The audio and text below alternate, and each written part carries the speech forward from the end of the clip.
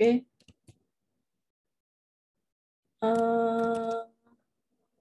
Bismillahirrahmanirrahim. Kita mulai materi hari ini yaitu tentang siklus produksi. Siklus produksi ataupun di sini ada yang bilang namanya siklus konversi.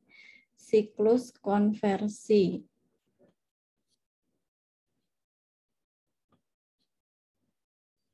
Sebentar. Oke, gini. Nah, oke, siklus produksi. Nah, ini namanya siklus konversi atau proses konversi. Itu adalah proses atau kegiatan mengubah, transformasi ini mengubah ya, mengubah sumber daya ataupun sumber daya, jadi gitu, mengubah sumber daya menjadi barang atau jasa yang siap untuk dipasarkan atau siap untuk dijual. Nah, sumber daya yang dimaksud itu ada 3 ini paling enggak. Pertama, bahan atau material. Jadi kalau perusahaannya itu perusahaan konveksi ini kan menghasilkan pakaian siap jadi. Nah, berarti bahannya ya kain, kemudian benang, kemudian ada kancing kalau perlu resleting ya pakai resleting, itu masuknya di bahan. Kemudian tenaga kerja ini adalah manusia yang dibutuhkan dalam kegiatan operasi itu, kegiatan operasional, kegiatan produksi. Jadi kalau konveksi tadi berarti tenaga kerjanya itu adalah orang yang bisa melakukan pekerjaan itu, orang yang bisa menjahit. Kalau perusahaannya adalah perusahaan kue, ya berarti tenaga kerjanya adalah orang yang bisa membuat kue. Itu adalah tenaga kerjanya. Kemudian ada yang namanya overhead pabrik. Overhead ini adalah biaya lain-lain yang bukan masuk dalam bahan dan tenaga kerja. Seperti apa? Nih ya, ada aset tetap. Aset tetap itu maksudnya mesinnya, gitu loh. Mesin untuk membuat untuk kegiatan operasionalnya itu, kegiatan produksi itu masuk di overhead. Nah, mesin itu bukan berarti beli ya. Kalau beli nanti masuknya adalah di siklus pengeluaran, siklus pembelian. Tapi untuk maintenance, untuk perawatan mesin. Nah, biaya perawatan mesin itu masuk di overhead. Kalau mesinnya itu butuh listrik, listriknya masuk di biaya overhead. Kalau listriknya itu mesinnya nggak pakai listrik tapi pakai bahan bakar gitu ya, itu tetap masuknya di overhead. Kemudian ada bahan tidak langsung. Bahan tidak langsung itu adalah kebalikannya dari bahan langsung sebenarnya. Bahan tidak langsung ini biasanya kalau di makanan itu kayak toppingnya. Jadi kalaupun nggak ada topping tetap bisa jadi tapi nggak lengkap. Nah, namanya bahan tidak langsung. Seperti kalau dia perusahaannya produksi donat. Donatnya sendiri itu yang dibutuhkan adalah bahan-bahan langsung. Seperti tepung, kemudian telur, ya gula. Tapi kalau kayak mesesnya itu adalah bahan tidak langsung. Kemudian tenaga kerja tidak langsung. Tenaga kerja tidak langsung adalah tenaga kerja yang tidak langsung berhubungan dengan proses produksi. Seperti apa? Seperti tenaga admin. Admin kan dia nggak produksi, tapi dia cuma mencatat pasca produksi. Nah, itu biasanya tenaga kerja tidak langsung. Kemudian supervisor atau mandornya gitu tuh ya, mandor itu termasuk tidak langsung. Kemudian berbagai biaya lain yang diperlukan untuk menjalankan fasilitas operasi. Oke, sampai sini paham dulu bahwa namanya siklus produksi berarti proses produksi mengubah dari sumber daya menjadi barang dan jasa, barang atau jasa yang siap dipasarkan.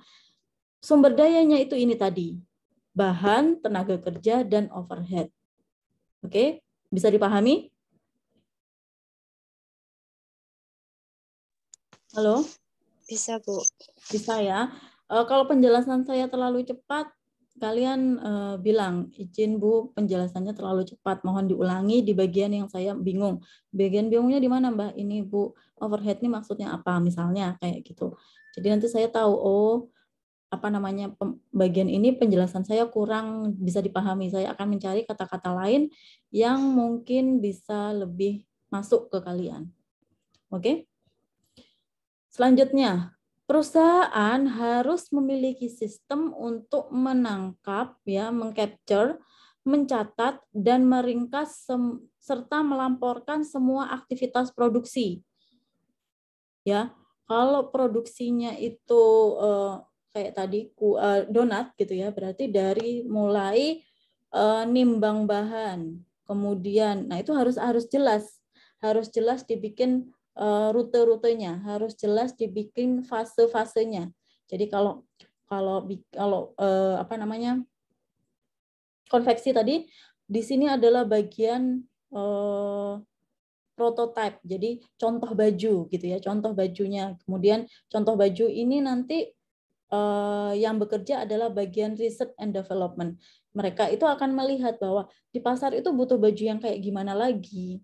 Nah, itu di sana. Kemudian mereka akan membuat contoh baju yang dibutuhkan. Setelah itu, contoh baju nanti dilaporkan ke bagian atasannya gitu ya, laporkan bahwa akan membuat baju seperti ini, bagaimana. Mereka nanti bajunya ini akan dites, dicek lagi. Kemudian setelah lolos, kemudian baru diproduksi secara massal. Diproduksi secara massal itu nanti akan masuk ke dalam pengadaan dulu. Pengadaan ini bagian dari siklus pembelian ya. Pengadaan kain untuk jenis yang seperti ini. Kainnya kain A, tapi yang warnanya variannya warna merah, kuning, biru, semua warnanya ada. Kemudian dibawa ke bagian pemotongan ya. Jadi dipotong dulu kain yang warna ini, dipotong. Mereka punya alat potong yang gede gitu ya. Jadi satu bagian pemotongan ini kerjanya cuma motongin kain. Setelah dipotongin dibawa ke bagian obras. Obras itu kalau kalian lihat bagian pinggirnya kain itu ya, bagian pinggirnya baju sebelum dijahit, mereka itu kayak dikasih benang-benang putih itu ya, untuk biar benangnya nggak keluar, itu namanya diobras. Masuk ke bagian obras. Setelah diobras masuk ke bagian jahit lengan misalnya. Nanti masuk lagi ke bagian jahit apa namanya badannya kayak gitu. Nah, itu ada divisi-divisinya dalam proses produksi. Nah, divisi itu dibuat karena kayak gini. Kalau satu orang menjahit mulai dari motong ya, kemudian apa namanya ngobras, kemudian baru jahit baju, itu satu orang mungkin dalam satu hari baru jadi 2 paling banyak misalnya. Tapi kalau dibikin ini divisi motong, jadi kerjanya motong aja, dia bisa sampai ribuan dalam satu hari. Yang bagian ngobras itu cuma ngobras aja, dia akan lama-lama ahli mengobras, tahu gimana tipsnya ngobras yang baik, yang nggak ada rusak-rusaknya. Kalau mereka melakukan satu kesalahan kan rusak produk itu, rusak nggak bisa dijual. Kalaupun dijual di harga yang lebih rendah, yang membuat mereka kehilangan potensi mendapatkan keuntungan yang optimal. Jadi kenapa diperlukan ahli gitu ya? Karena mereka kalau mengerjakan itu terus nanti jadinya ahli motong. Karena tiap hari ngerjanya motong aja. Yang ngobras jadi ahli ngobras karena kerjanya tiap hari ngobras. Yang ahli jahit lengan, dia akan menjadi ahli. Karena tiap hari ngejahitin bagian lengan aja, gimana caranya lengan itu bisa enak. Oh, karena cara jahitnya harus begini. Nah, itu dia ngerti sampai. Nah, kemudian selanjutnya kegiatan utama dalam proses ini meliputi perencanaan operasional. Jadi direncanakan dulu. Oh, nanti akan ada 5 divisi, misalnya divisi ini. Nah, itu udah di perencanaan yang mendukung strategi perusahaan. Perusahaannya otomatis pengennya mendapatkan keuntungan yang tinggi. Keuntungan didapat dari produknya yang dijual banyak. Gimana produknya mau dijual banyak kalau nggak diproduksi banyak? Kalau nggak dibikin banyak, gimana mau dijual banyak? Nah, mereka harus memproduksi banyak sehingga bisa dijual. Kemudian, mengoptimalkan penggunaan karyawan. Nah, karyawan ini maksudnya gimana pengoptimalan? Ya kayak tadi, dispesialisasikan. Gitu. Jadi diahlikan. Dia bagiannya, nanti bagian itu terus. Kayak gitu. Kemudian properti ini termasuk apa namanya, kalau mereka itu tempatnya terbatas, berarti divisi-divisinya gimana caranya? Flow atau aliran tiap divisinya itu gimana caranya? Itu propertinya, jadi tempatnya disesuaikan dengan alur tadi. Kemudian persediaan yang diperlukan dalam operasi. Jadi sebelum kegiatan pemotongan tadi, di bagian gudang tadi harus ada stok kain yang sesuai sebanyak yang diperlukan. Kalau mau bikin 1000 baju berarti dibutuhkan kain berapa, itu sudah bagian perencanaan sebenarnya yang mikir. Oh, kalau kita mau bikin 1.000 baju dari contoh yang baju yang sudah dibikin, berarti butuh kain sekian. Mereka baru nanti diajukan ke bagian pemesanan ya, bagian gudang tadi pesan. Nah, itu alurnya dalam siklus pembelian, siklus pengeluaran. Kemudian mengendalikan arus produksi.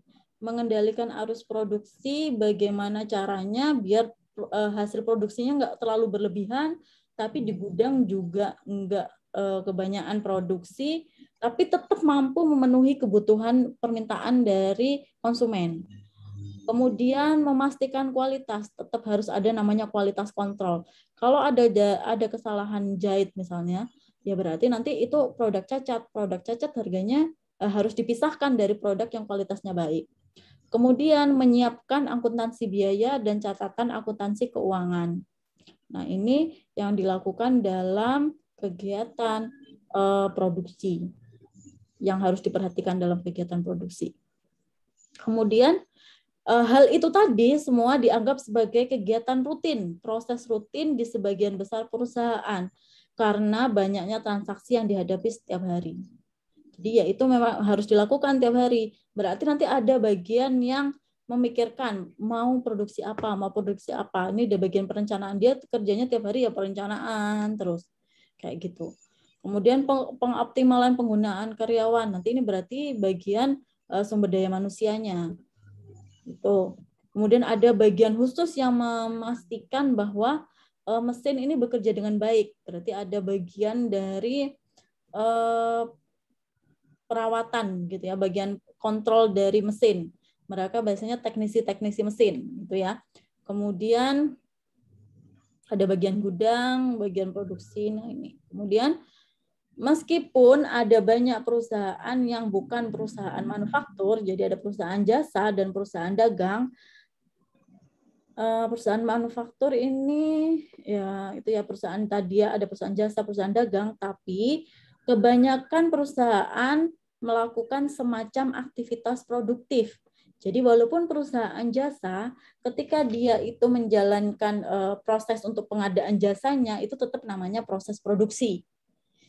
Misalnya ya, proses produksi kegiatan jasa itu kayak apa? Kegiatan jasa itu seperti misalnya hotel. Hotel itu kan menyediakan jasa penginapan. Nah, setiap hari tetap harus ada yang namanya quality control, tetap ada mengontrol kualitas dari tempat tidur gitu ya, kualitas dari kamar, kualitas dari makanan yang disajikan, kualitas dari itu tetap harus ada, tetap dilakukan. Itu namanya proses produksi. Nanti bagaimana menyediakan makanan gitu ya, mereka itu tetap memproduksi makanan di dapurnya, memproduksi kayak kegiatan untuk membersihkan kamar gitu ya. Membersihkan kamar itu kan mereka mesti tiap hari kalau ada tamu spray itu kan diambil diganti gitu ya, diganti dengan yang baru. Berarti kan yang harus dicuci ini banyak. Nah, itu juga termasuk dalam kegiatan produksi, mencuci selimut, mencuci spray. Nah, itu setiap hari dilakukan. Kemudian mengisi kalau di hotel kan ada di bagian kamar mandinya kan ada sikat gigi, sikat odol yang sekali pakai gitu ya. Mereka tuh harus ngisi ulang lagi. Kalau misalnya banyak tamu, berarti mereka harus sedia kayak tadi itu ya, toolkitnya itu harus banyak. Nah, kalau di musim-musim yang tidak terlalu banyak tamu, berarti persediaan alat mandinya tadi nggak harus banyak disediakan. Nah, itu tuh mereka juga masuk dalam proses produksi.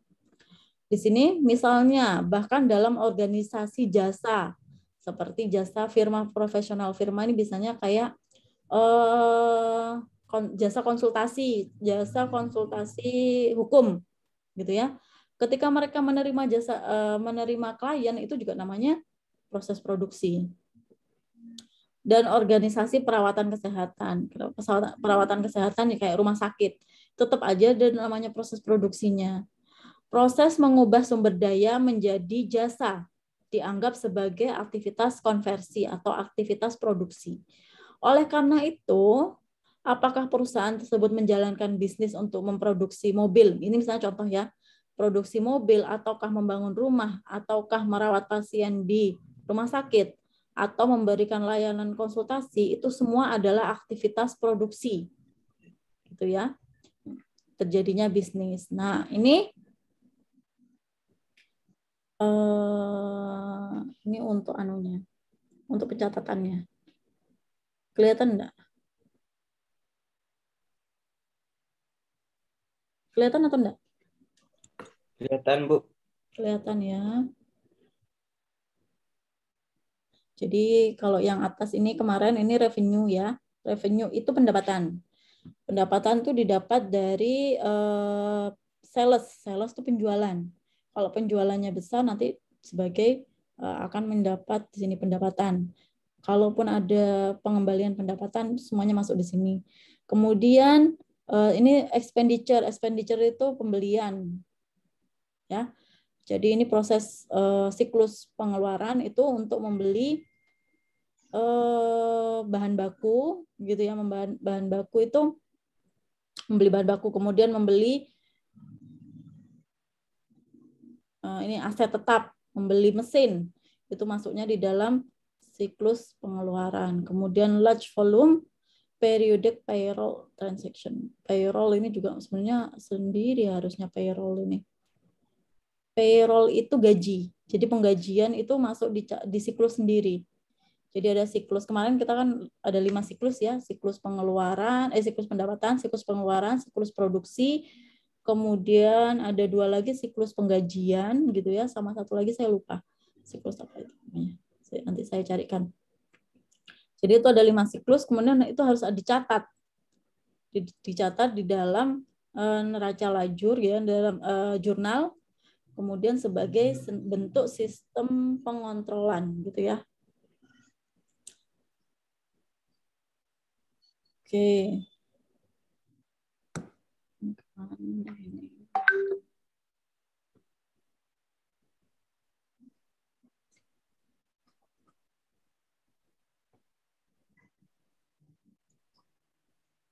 Oke, sampai sini tadi ya.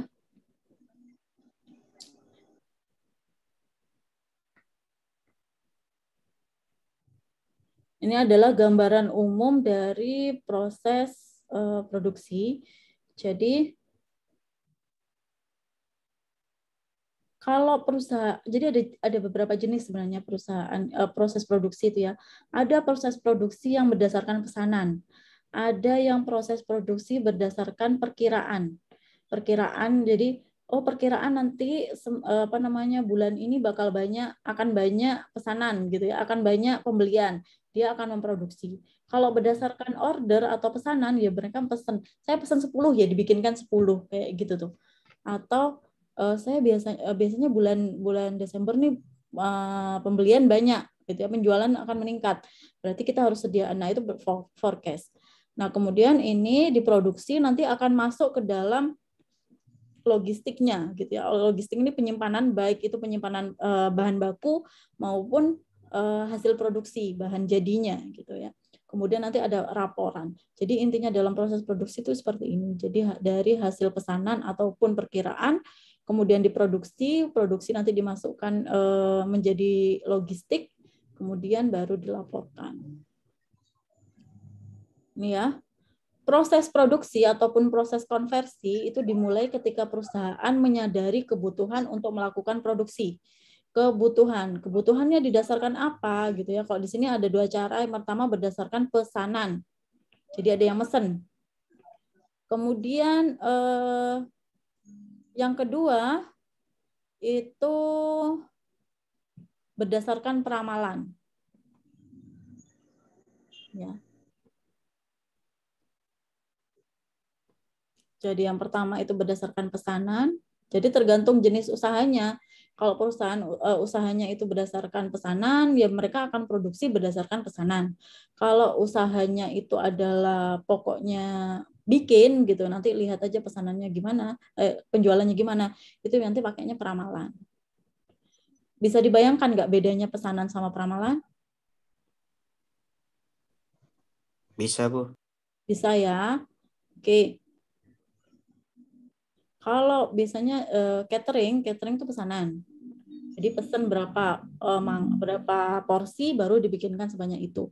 Tapi kalau kayak bakso gitu ya, jualan bakso, ya dia meramalkan kalau hari-hari kayak gini itu nggak terlalu banyak yang beli, berarti dia hanya produksi 1 kilo. Kalau hari-hari libur itu banyak yang beli, dia akan produksi 2 kilo bakso. Nah itu berarti peramalan, ya bedanya ada seperti itu. Ini adalah komponen dari fungsi logistik. Komponennya apa saja ini?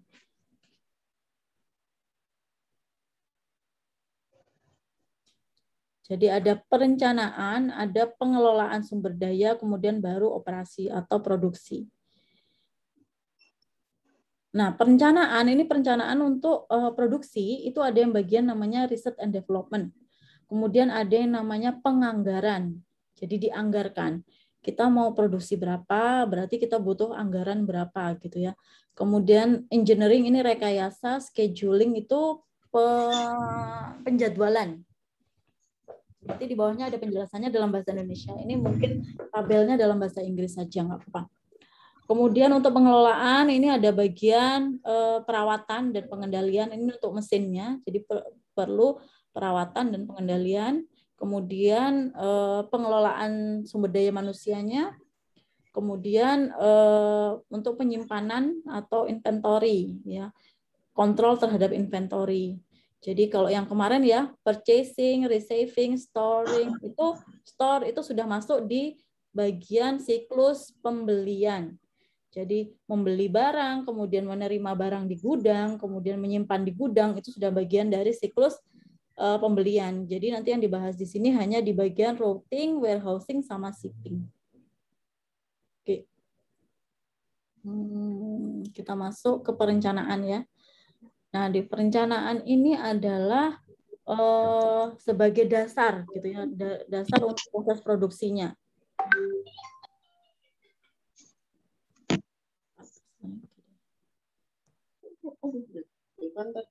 Iya. Iya. Ada masalah? Ya, iya. Kok tambah mendung ya?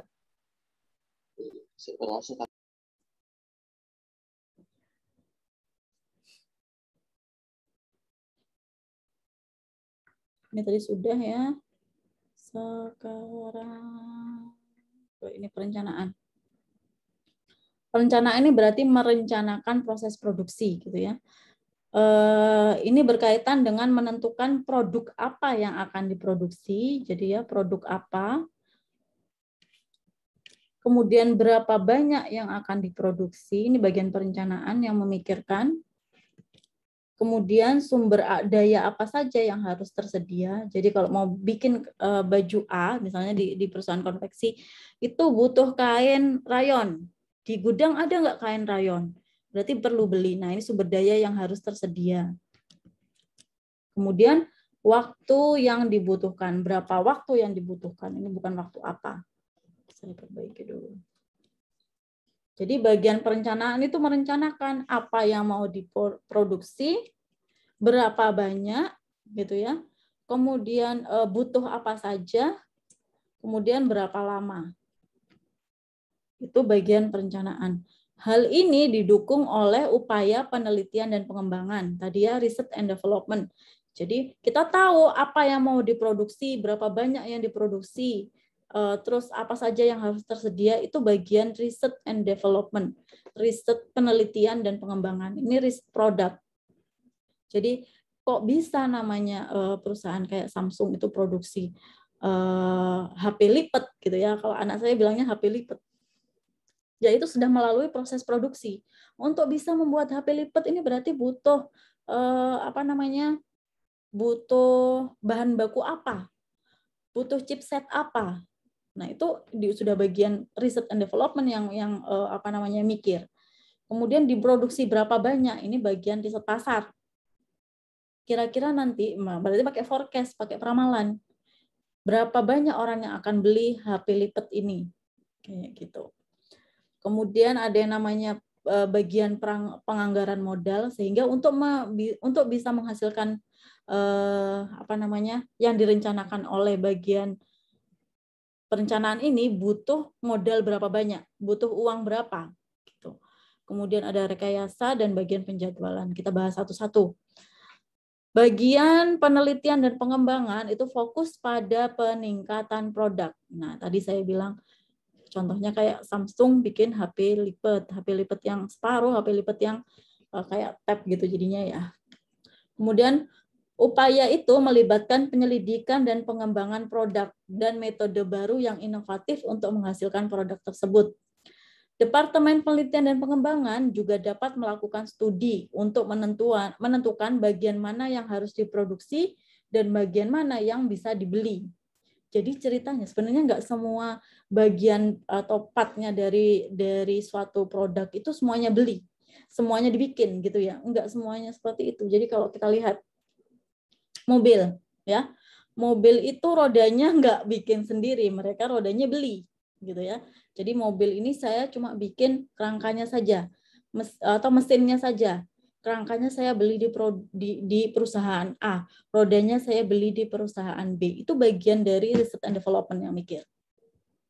Mau memproduksi motor, gitu ya. Motor ini bagian apa saja yang bisa kita produksi sendiri, bagian apa yang kita ambil dari orang, gitu, yang beli ke orang, gitu. Kemudian dengan mempertimbangkan cara yang paling efisien dalam melakukan operasi. Operasi ini maksudnya kegiatan produksi ya. Departemen ini juga bertanggung jawab untuk meneliti dan menguji produk dan proses baru atau yang lebih baik sebelum dipraktekkan. Jadi mereka itu bikin prototipe dulu, mereka bikin produk contoh gitu ya. Mereka misalnya perusahaan kayak Toyota gitu ya, mereka bikin Toyota Yaris, kan ada Toyota Yaris yang limited itu ya. Jadi Toyota ini nggak dipasarkan secara banyak gitu, nggak tahu pertimbangannya apa. Itu pasti salah satunya adalah pertimbangan dari research and development tadi.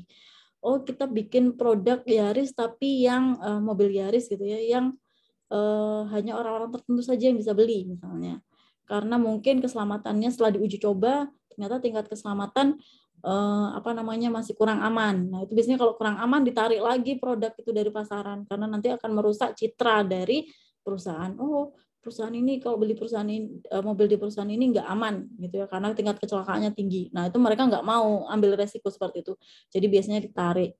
Atau yang gimana saya nggak tahu, itu pasti mereka punya alasan kenapa memproduksi dalam jumlah tertentu, kenapa memproduksi dalam jumlah banyak, nah, gitu. Yang pasti mereka sudah produk tersebut sudah diuji coba, terutama kalau produk-produk yang transportasi tadi berarti harus uji keselamatan, itu penting. Kemudian penganggaran modal. Nah ini merencanakan sumber daya modal yang dibutuhkan untuk mendukung produksi.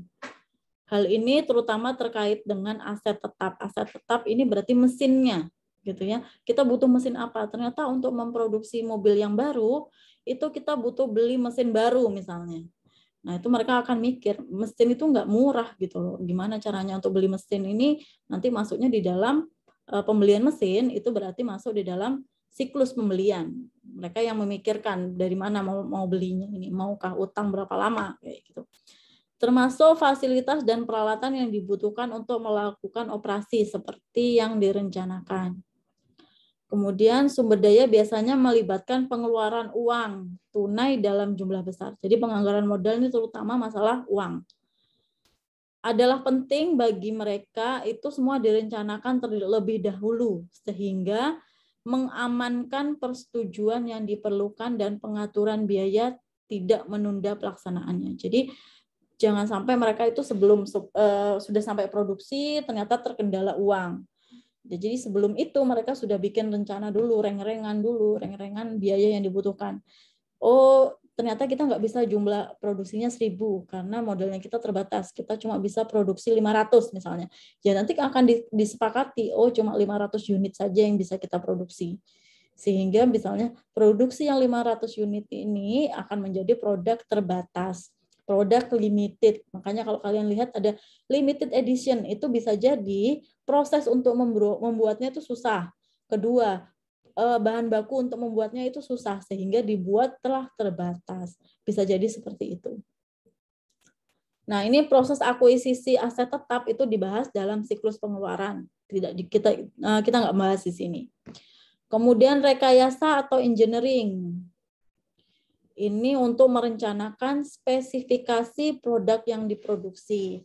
Departemen ini menyiapkan desain rinci dari setiap produk dan mengidentifikasi bagian-bagian komponen metode produksinya. Jadi ini biasanya kalau anak-anak teknik gitu ya, teknik apa? Teknik misalnya teknik elektro, teknik mesin, itu masuknya nanti kalau di perusahaan itu di bagian ininya gitu ya.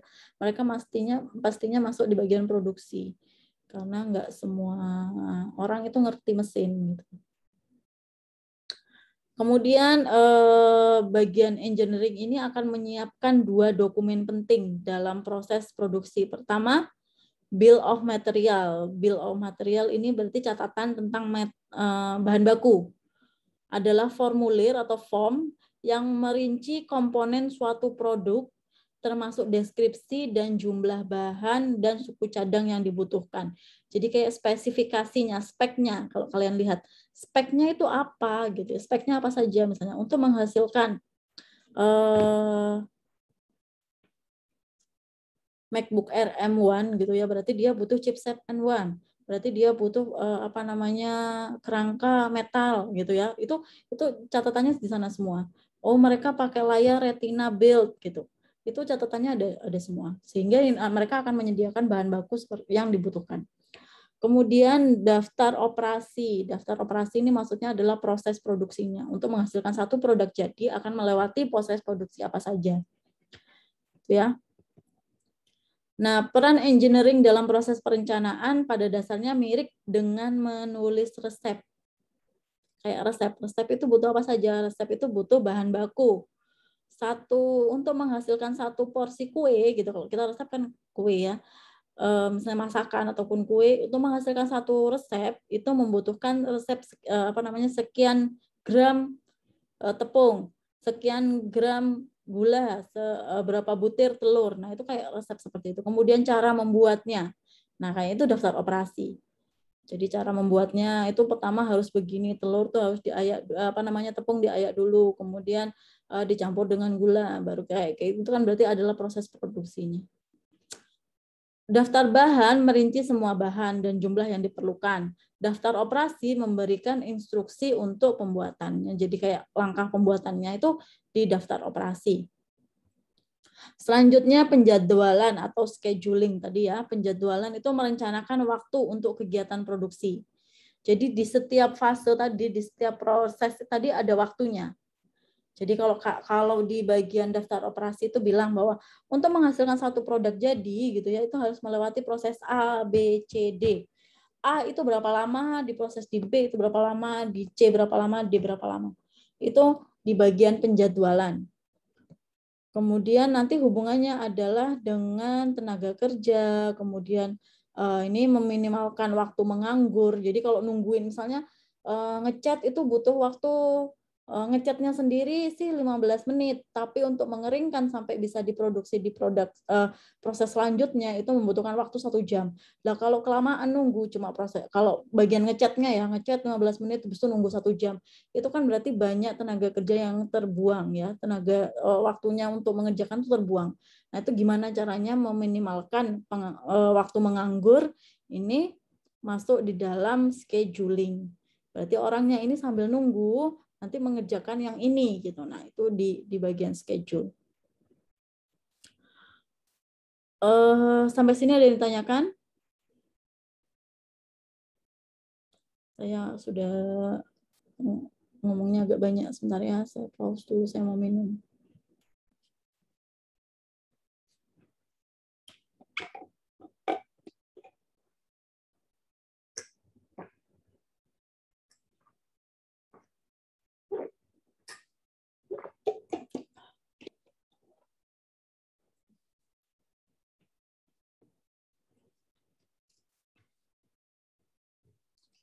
Oke, kita lanjut. Nah, ini personil, jadi orang yang bekerja di bagian penjadwalan itu akan menyiapkan dokumen untuk proses produksinya. Pertama adalah dokumen pesanan produksi. Ya, pesanan produksi itu kayak yang tadi. Bentar. Dokumen pesanan produksi untuk memberi perintah atau mengotorisasi kegiatan produksi untuk pesanan, penjualan tertentu atau kebutuhan yang diperkirakan. Kemudian juga dokumen jadwal produksi. Ini menguraikan waktu spesifik yang diperlukan untuk menjalankan pesanan penjualan, pesanan produksi, termasuk tanggal dan waktu yang ditentukan untuk menjalankan produksi. Dokumen-dokumen ini menggabungkan informasi dari pesanan penjualan atau perkiraan tadi ya yang awal, kemudian daftar bahan baku dan daftar operasi. Tujuannya adalah untuk merencanakan jadwal produksi agar tidak ada waktu menganggur di antara kegiatan produksi. Kemudian yang kedua, setelah perencanaan itu ada yang namanya pengelolaan sumber daya manusia. Kalau kita lihat, kalau kalian ingat tadi pengelolaan ini ada 3. Yang pertama yang adalah maintenance and control gitu ya, pemeliharaan dan pengendalian. Kemudian yang kedua itu adalah apa ya? Ini. Kemudian pengendalian persediaan.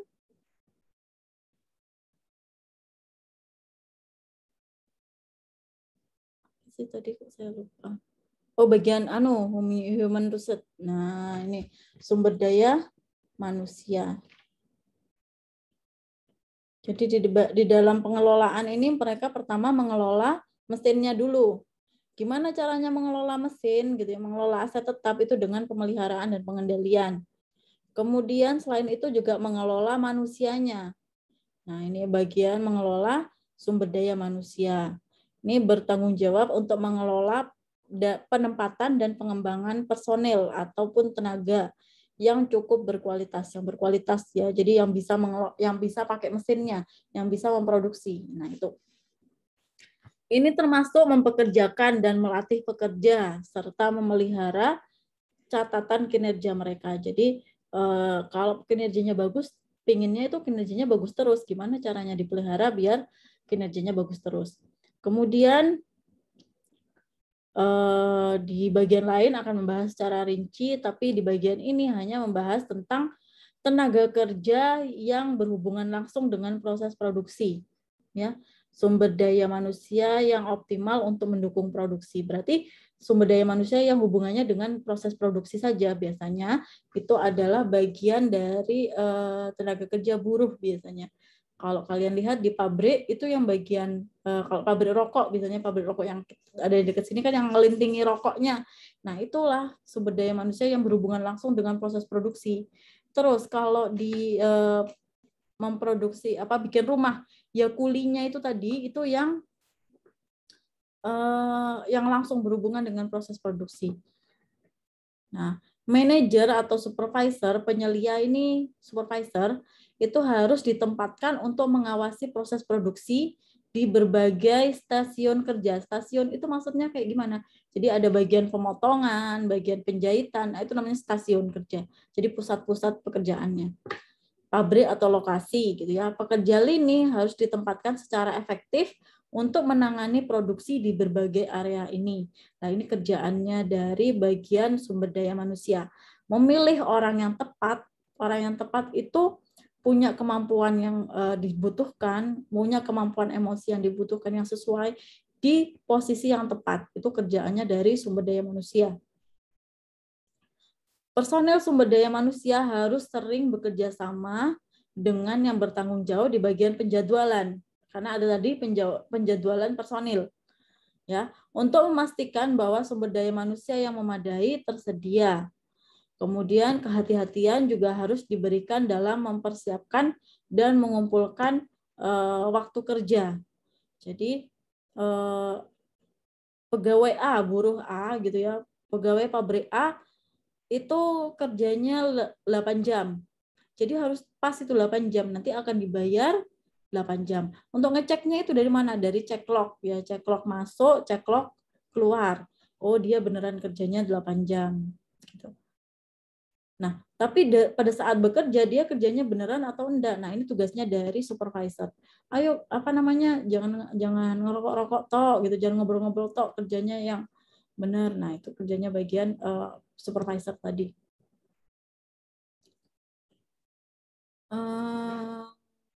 Ini bagian dari persediaan ya. Tadi saya bilang bahwa kalau bagian pembelian, penerimaan barang dan penyimpanan itu masuk di departemen masuk dalam siklus pembelian. Nah, yang dibahas di dalam bab ini itu hanya fungsi penyimpanan, routing atau perutuan dan pergudangan. Bagian yang tidak dibahas selain 3 ini itu dibahas di bagian pembelian tadi. Nah, ini salah satu fungsi dari pengendalian persediaan itu adalah penentuan jumlah pesanan ekonomis. Ini nanti kita perlu pembahasan khusus tentang jumlah pesanan ekonomis gini ya. Jadi maksudnya ekonomis itu gimana? Ini kalian perlu brand mindset yang tepat untuk memahami bahwa ini adalah ekonomis gitu ya. Atau jumlah produk yang paling efisien untuk dibeli. Nah, ini kan maksudnya paling efisien untuk dibeli ini yang kayak gimana? Itu perlu waktu sendiri. Nah, ini kita langsung ke fungsi penyimpanan. Ya, fungsi penyimpanan persediaan ini menyangkut pengendalian persediaan bahan baku. Dikendalikan itu maksudnya dikontrol. Dikontrol itu kita tahu pasti. Di dalam catatan itu misalnya ada gula 10 kilo. Dicek di tempat itu benar-benar ada 10 bungkus. Jangan sampai di catatannya ada 10 kilo, tapi pada kenyataannya hanya 9 bungkus. Satu bungkus kemana nih? Ternyata dibawa sama tukang gudangnya. Itu kan berarti terjadi pencurian bahan baku. Ya, mungkin kalau bagi kalian pencurian bahan baku kayaknya sepele ya, satu gula aja, tapi ya misalnya kalau itu terjadi tiap hari ya sama aja jadinya pencurian, akan menyebabkan kerugian. Kalau perusahaannya seperti itu, kalau perusahaan kayak perusahaan semen misalnya, semen Gresik gitu ya, mereka itu nggak benar cara penyimpanannya, akhirnya satu semen sak dibawa sama tukang gudangnya itu nggak ketahuan. Misalnya besok lagi bawa lagi satu sak, ya rugi lama-lama. Satu sak berapa? 500.000 lebih ya.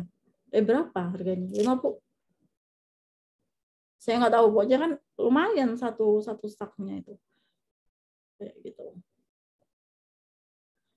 Nah, di sini pengendalian persediaan bahan baku yang disimpan di gudang atau area penyimpanan yang menunggu untuk diproses. Jadi bahan bakunya. Gitu ya. Bahan baku mencakup komponen dasar produk perusahaan. Jadi termasuk apa saja, mulai dari apapun ya, mulai dari kayu, logam, paku, misalnya itu adalah perusahaan-perusahaan yang menghasilkan barang-barang dari proses itu gitu ya, dari bahan-bahan itu. Hingga suku cadang yang dibeli sebagai subrakitan. Jadi masih harus ngerakit dulu. Nah, penyimpanan bahan-bahan ini diperlukan ketika mereka dibeli dalam jumlah besar. Ya iyalah, nggak mungkin belinya cuma satu-satu. Kalau satu-satu kan nanti habis di ongkosnya gitu ya. Jadi mereka langsung beli dalam jumlah besar mesti. Sehingga perlu penyimpanan gitu ya. Penyimpanan ini itu butuh biaya gitu ya. Butuh biaya karena kalau penyimpanannya sembarangan tanpa biaya, pokoknya disimpan gitu aja, itu nanti ya tadi ada kemungkinan terjadi pencurian. Kalau enggak biasanya rusak dalam penyimpanan. Kalau kita enggak tepat cara menyimpannya itu biasanya rusak. Misalnya nyimpan nyimpan tepung gitu ya, tapi di gudangnya lembab, ya rusak gitu loh. Tepungnya itu, tepung terigunya rusak, akhirnya nggak bisa dipakai untuk produksi. Nah, itu gudang juga harus diatur sedemikian rupa sehingga memudahkan untuk menemukan barang yang dibutuhkan. Jadi ada kodenya. Misalnya kode tepungnya tepung-tepungan, mulai dari tepung terigu, tepung kanji, tepung maizena, itu semuanya disimpan di bagian tepung. Jangan sampai tepung terigu di depan, tepung maizena di belakang, kan susah. Biasanya tepung jadikan satu sama tepung. kemudian topping sama topping kayak gitu, jadi satu semuanya. Sehingga kalau orang mau ngambil itu lebih mudah. Kemudian routing itu adalah penentuan rute. Jadi kalau bahan dikeluarkan, diterbitkan ya, penerbitan itu maksudnya dikeluarkan dari gudang. Bahan ketika dikeluarkan dari gudang itu barang akan bergerak pada fase produksi. Jadi kalau barang atau bahan bakunya itu masih di gudang, dia masih di fase persediaan bahan baku. Tapi kalau sudah bergerak ke bagian produksi, nanti akan berubah menjadi bahan, kalau sudah kena produksi ya, bahan setengah jadi. Nanti kalau sudah barangnya udah jadi barang jadi gitu. Jadi mulai dari bahan baku, barang setengah jadi, barang jadi, itu adalah bagian dari rute produksi. Nah, ketika barang itu dikeluarkan dari gudang dan dibawa ke bagian produksi, itu akan disiapkan namanya slip routing. Jadi kayak tanda keluar dari tanda jalan gitu ya, bahwa produk ini atau bahan baku ini dikeluarkan dari gudang akan masuk ke dalam proses produksi. Slip routing mendokumentasikan deskripsi dan jumlah bahan. Jadi jenis bahan apa yang diambil, barang apa yang diambil dari gudang, jumlahnya, kemudian dibawa ke tempat produksi apa gitu, itu harus ada catatannya namanya slip routing tadi. Kemudian juga harus disiapkan setiap kali bahan yang dibeli dibawa langsung ke produksi dari area penerimaan gitu ya. Slip routing juga disebut sebagai formulir penerbitan bahan atau tiket pindah. Jadi pindah dari tempat penyimpanan dipindah ke tempat produksi. Slip routing ini penting gitu ya untuk melacak pergerakan barang gitu ya. Oh, sudah sampai mana? Oh, dikeluarkan dari gudang. Oh, berarti barang ini ada di lagi perjalanan ke tempat produksi. Tuh. Oleh karena itu, harus diperbarui ketika barang tersebut dipindahkan dari stasiun produksi ke stasiun produksi yang lainnya. Jadi slip routing ini akan ikut jalan gitu ya, mulai dari gudang ke stasiun produksi 1. Kalau kain yang dikeluarkan dari gudang itu masuk ke dalam bagian pemotongan, nanti slip routingnya dicentang. Oh, sudah melewati pemotongan, terus dibawa ke bagian obras, slip routingnya dicentang lagi dah di bagian obras sudah selesai, kemudian masuk ke dalam bagian penjahitan, kemudian bagian packing. Jadi produk tadi, baju tadi sudah jadi di setrika, misalnya setelah setrika kemudian di packing, jadinya dalam satu tempat. Nah ini stripnya tadi ikut, nanti masuk lagi ke dalam gudang menjadi barang jadi kayak gitu. Nah, ini ya tadi ya. Ketika persediaan diarahkan keluar dari area penerimaan atau area penyimpanan, barang persediaan tersebut tidak lagi dianggap sebagai persediaan bahan mentah, melainkan persediaan barang dalam proses. Jadi bukan bahan mentah lagi, tapi persediaan barang dalam proses. Kemudian ketika produk selesai diproduksi, gitu ya, persediaan akan disiapkan untuk masuk lagi ke dalam gudang atau langsung ke pelanggan menjadi persediaan barang jadi. Jadi ada namanya persediaan bahan mentah, gitu ya. Persediaan bahan dalam proses, sama ada namanya persediaan barang jadi. Jadi kalau masih kain itu bahan mentah. Terus kalau sudah dalam proses ini sudah dijahit, ya sudah dipotong, itu masih dalam proses, sudah diobras masih dalam proses, itu kan berarti dijahit masih dalam proses, disetrika itu masih dalam proses, dalam packingan zip bag misalnya itu sudah masuk dalam persediaan barang jadi. Nah, 3 klasifikasi persediaan ini mulai bahan mentah, barang dalam proses, dan barang jadi itu sangat penting dalam proses akuntansi karena semuanya itu masuk dalam persediaan. Oke. Selanjutnya adanya namanya laporan status persediaan. Jadi ketika barang itu dikeluarkan dari gudang, gitu ya, persediaan barang mentahnya akan berkurang. Sehingga catatan di persediaan itu harus diperbarui, diupdate. Nah, laporan status persediaan itu disiapkan pada berbagai tahap produksi untuk mendokumentasikan tingkat pekerjaan yang diselesaikan dan tingkat kepersediaan yang dihasilkan. Laporan ini harus dipantau secara teratur sehingga Departemen Penjadwalan dapat diberitahu jika ada perubahan yang perlu dilakukan. Jadi misalnya perusahaan bagian penjadwalan sudah menjadwalkan, di bagian pemotongan itu hanya cukup 1 jam, ternyata molor. Molornya kenapa? Karena mesin potongnya rusak. Nah, itu kan berarti bagian penjadwalan harus tahu, dia harus menjadwalkan untuk perbaikan mesin potong. Nah, perbaikan butuh berapa lama nanti untuk selanjutnya. Karena kalau yang motong rusak, pemotongnya rusak, berarti yang di bagian obras itu kan enggak ada bahan yang untuk diobras lagi. Dia akan menganggur. Di bagian jahit enggak ada lagi yang dijahit. Berarti harus cepat ini bagian potongnya menyelesaikan perbaikan mesin potong gitu. Kemudian bagian pergudangan gitu ya, pergudangan persediaan melibatkan pengelolaan area penyimpanan barang jadi yang menunggu untuk dijual. Biasanya dipisahkan ya, gudang barang mentah dengan gudang barang jadi itu biasanya dipisahkan. Kemudian tujuan pengendalian persediaan adalah untuk meminimalkan biaya pemeliharaan. Jadi biaya gudang itu sangat tinggi sebenarnya. Jadi harus menyediakan ruangan sedemikian besarnya untuk gudang, belum lagi yang jaga gudang, karena yang jaga gudang itu biasanya bayarannya lebih tinggi. Kenapa lebih tinggi? Ya karena dia tugasnya adalah menjaga barang-barang itu tadi, gitu ya, asetnya perusahaan. Kalau dia sampai tergiur untuk menjual barang yang ada di gudang, kalau bayarannya itu lebih rendah daripada barang-barang yang dia jaga, biasanya mereka tergiur untuk menjual, ya, untuk mencuri kemudian dijual. Jadi biaya pemeliharaan persediaan atau biaya persediaan ini biasanya sangat tinggi. Setelah pengelolaan ya, pengelolaan sumber daya, kita masuk ke bagian operasi. Nah, kita lagi masuk operasi. Oke, sampai sini ada yang ditanyakan? Saya ceritanya lumayan banyak nih.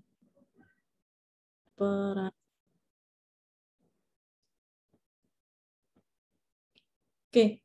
Operasi gitu ya, operasional atau operasi ataupun produksi gitu itu sama aja, istilahnya hanya digunakan secara bergantian. Adalah istilah yang biasa digunakan untuk merujuk pada aktivitas bisnis utama di mana perusahaan itu terlibat. Ini sering identik dengan istilah produksi dan manufaktur. Fungsi ini melibatkan kinerja kegiatan produksi sehari-hari, termasuk memantau biaya, waktu, dan kualitas produk. Biaya produk, ya, biaya produksi, waktu produksi, dan kualitas produknya.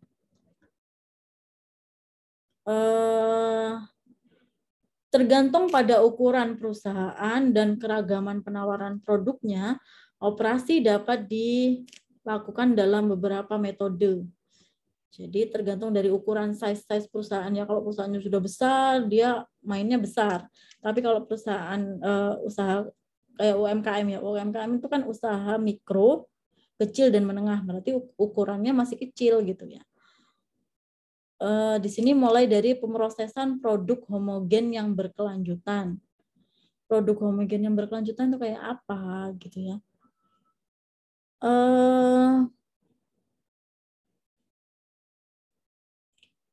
Dia itu produksinya ya cuma satu, produk homogen itu.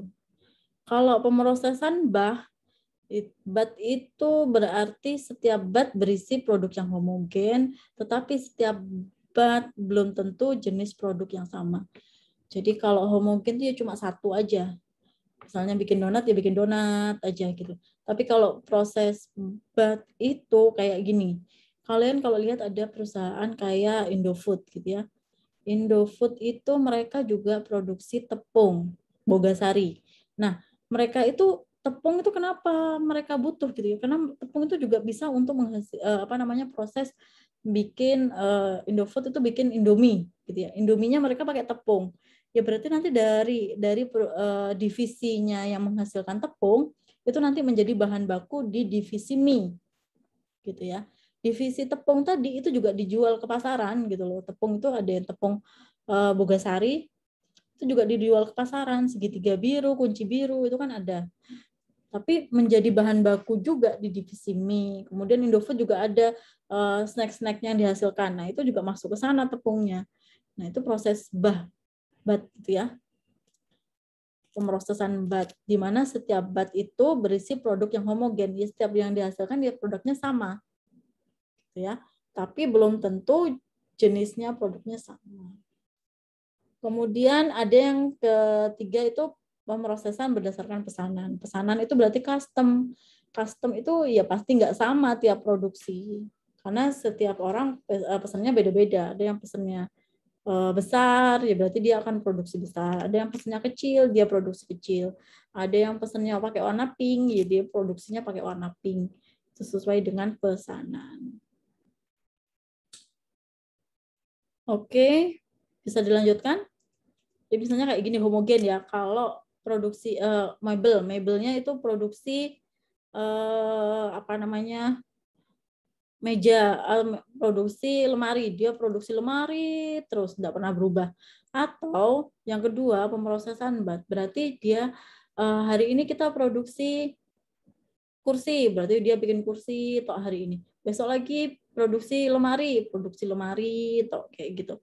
Nah kalau pesanan ya dia akan produksi sesuai dengan adanya pesanan. Ada pesanan meja kursi untuk sekolah, ya mereka akan produksi sesuai dengan yang dibutuhkan. Kalau yang pesen meja kursi untuk kafe ya berarti nggak mungkin sama kayak meja kursinya anak sekolah kan gitu. Nah itu disesuaikan dengan pesanan. Proses produksi perusahaan dapat dilakukan dalam satu fasilitas operasi atau beberapa lokasi dan stasiun. Jadi kayak tadi saya bilang, dalam satu operasi itu kayak gimana? Misalnya dia itu masih usahanya usaha kecil, penjahit kecil. Jadi dia hanya berdasarkan pesanan. Yang mengerjakan semuanya dia sendirian. Mulai dari ngukur gitu ya, mulai ngukur, kemudian motong, kemudian jahit, habis itu nyetrika, itu satu orang. Berarti dalam satu tempat. Tapi kalau sudah perusahaannya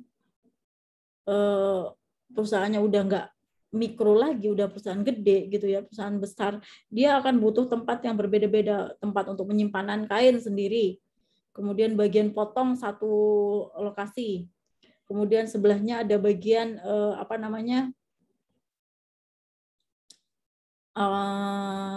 satu bagian ada yang bagiannya jahit tadi ya.